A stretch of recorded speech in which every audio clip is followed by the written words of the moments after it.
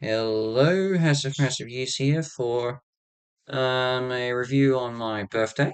Yeah, 26 now, so there you go. I guess first off, I want to do address something. The Bondi Massacre, which a lot of um, which has been pretty. It's. Of, I mean, I don't live in Bondi in Sydney, but I'm just north of it, and I live on the Central Coast and everything, but with what happened, it was a massive tragedy, um, a very disturbing event. But um, I don't want to say what could have been done to avoid it, but my condolences go out to all the families, for the victims and everyone who's injured, as well as the civilians, the police, uh, the emergency service people who risked their lives to help save many more who could have been killed that day. So yeah, I just want to address that and yeah, um, get that one over and done with. Just say that because it's deeply impacted everyone in Australia and myself as well. Moving on. Let's talk about Avatar Fire and Ash. Yes, I watched it actually on its premiere 2 days ago.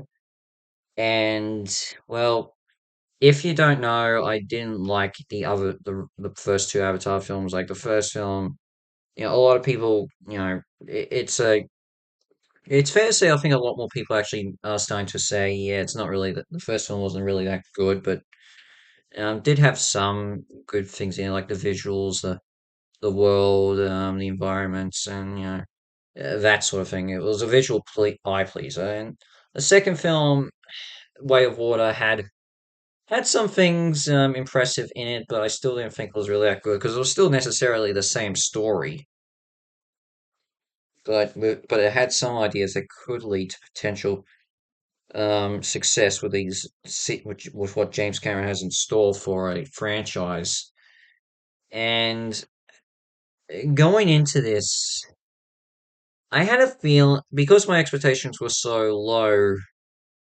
I had I didn't think this. I still don't think this is necessarily a good film, but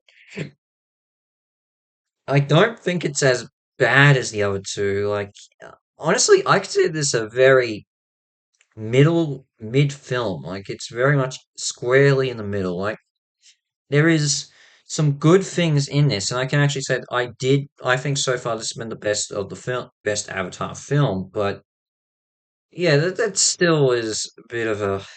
Uh, but I'll continue on. It basically follows up from where Way of Water ended with the death of one of Jake Sully and Natiri's sons, and how their middle son is doing his best to be more of a leader, find his place in everything, and still win over his father's respect. Like yeah, I'm still not a fan of that. Like seriously, he saved his life at the end of the second film, but for whatever reason, his father still doesn't fully respect him. Ugh, I don't really care. But yeah, but they're obviously still trying to stay in hiding and avoid the humans and the reanimated Colonel Miles Quaritch, Stephen Lang's character.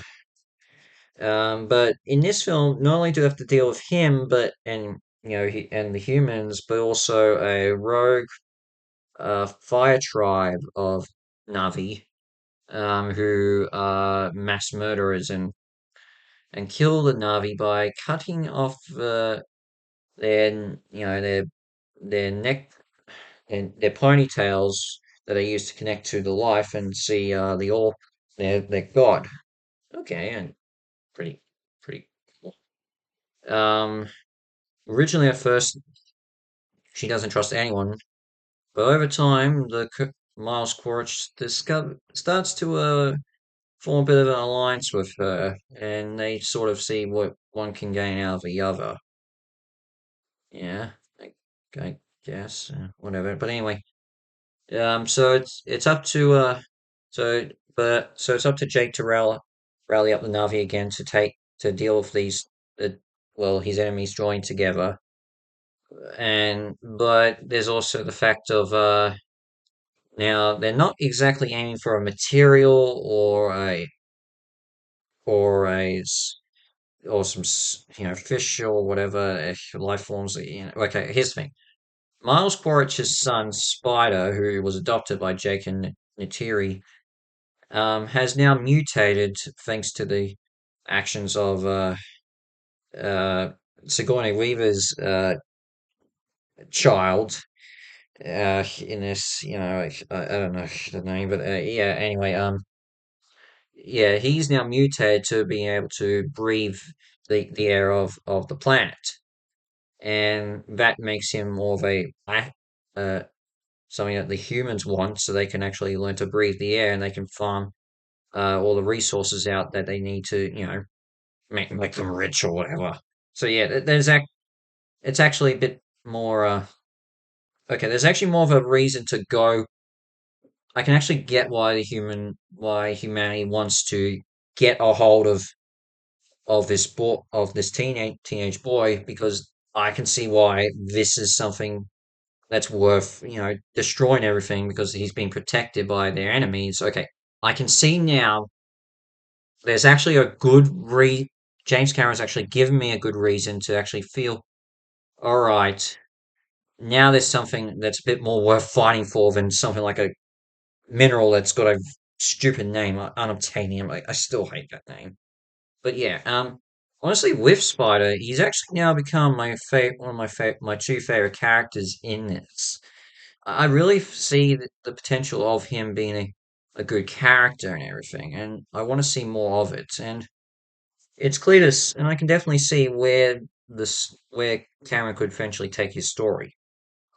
Same thing with Sigourney Weaver's shot uh character, well, her second character, her daughter, um, uh, of her avatar body or whatever, but it was also adopted by Jake and Terry. Yeah, she's really fascinating. I do see also where she can go with this, and although I will admit the kiss scene when she kisses Spider, that's I don't know. Look, I know they're both adopted into Jake and Natiri's family, but it's still a little bit. Uh, and yeah, there's something there, but yeah, and I will also omit her reasons behind her birth and how she's now apparently the Navi equivalent of Jesus. That also was like, oh my goodness, that brought a groan out of me. And I was like, actually no, I was actually more snickering at that. I was like, oh jeez, really, you're doing this? Like seriously, Cameron, do you really need to go that route? I also could give credit. I think the Colonel's actually developing into a bit of a good into a character I want to that is interesting. But again, I do think it's clear he's going to turn on humanity and help out the Na'vi at some point, but it's just not doing it, even though it's clearly obvious that it's going to happen. Just why is he not doing it here? Is it just pride or something? I don't care. But yeah, it's just there's definitely something there with how he wants to be there for his son and have his son accept him, and it's definitely clear he's starting to see that the Na'vi maybe are more important than humans. But I don't know. There's still a lot left to see. Again, the visuals are great, the music atmospheric, but again, it's still necessarily the same story, and what characters are likely to die at the end in this, and everything.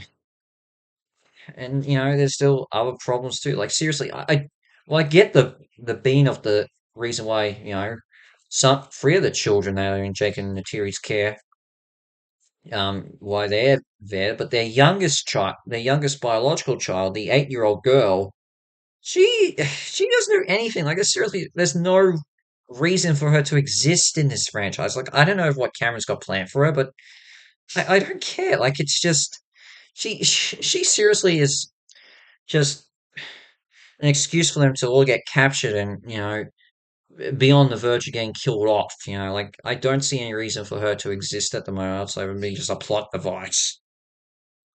Give me something more in these next sequels. I think next two sequels. I don't know what Cameron's got planned. Um, Even some, and again, the humans are still the weakest fact. I mean, Brendan Cowell, he's one of my favorite Australian actors, and he's just completely wasted in this. Like, seriously, I don't know. Couldn't he pick something else for a big American franchise to be a part of? Like, I don't get it. You know, and there's still some supposed actors who are supposed to appear in this franchise that haven't shown up yet. Like, I don't know if Vin Diesel is still going to be in these films. Like, he said he was, but he hasn't shown up yet. I don't know. Um, and I think my big thing I want to mention is going forward. I think they need to kill off Jake and Neytiri. Sam Worthington and Zoe Saldana. I think they need to both be killed off. I think to really get things I think really they need to be killed off to make the remaining films of these series, I think, be better for me. Like, I don't see why these two need to still be around. I mean, yes, they function well for the first film. You can get why they would stay around for the second. But for this film, I'm like, is there really any purpose of them to be still here? Yeah, they have their own stories, but they're not really that necessary anymore. I think Cameron maybe needs to maybe consider killing both characters off and have them focus on the children and the Colonel got for the remaining films. But look, I don't know what his plan is, but I'm just saying that's what I think he needs to consider. Yeah, but um, yeah, that's about it. Avatar: Fire and Ash is definitely the best of the Avatar films I've seen so far, but that still is not a very high bar to get, and I definitely think I'm gonna have to give this a 5 out of 10. Like, seriously, I can't say this is anything good or bad. It's just very mid. It's a mid film, and well, I don't know. Like, I kind of hope this doesn't become the highest grossing film for 2025. Neja 2 deserves it in my view for for what it accomplished. But I don't know what people are gonna say, do, and watch. And I also don't know how. I'm pretty sure there'll be a lot of people who'll be going and see the four teasers, uh, the new teaser for the first 4 weeks of this film's release for Avengers Doomsday. Yeah, I want to address that too. Like, that's a big carrot Disney are waving to go see Avatar for the first 4 weeks of its time in theaters to see a new trailer for Avengers Doomsday every week. Um, I'm only going to see it once, so I just saw the one of I'm not going to mention who shows up or who they confirm to be returning, but yeah, well, I will admit the countdown clock at the end that they show for how many days it is left for it till it finally comes out is that was a good touch. But anyway, that's about it. Going forward, I promised the next review would either be a revisit of a Rankin Bass review I did all the way back in 2018, or potentially a review of, well, Man versus Baby, Rowan Atkinson's sequel series to versus Baby. Yeah, I think he knew that was going to eventually come up, but it will be one of those two. That'll be my next video. In the meantime, Passive Reviews is out, and I shall see you for my next review. Ciao!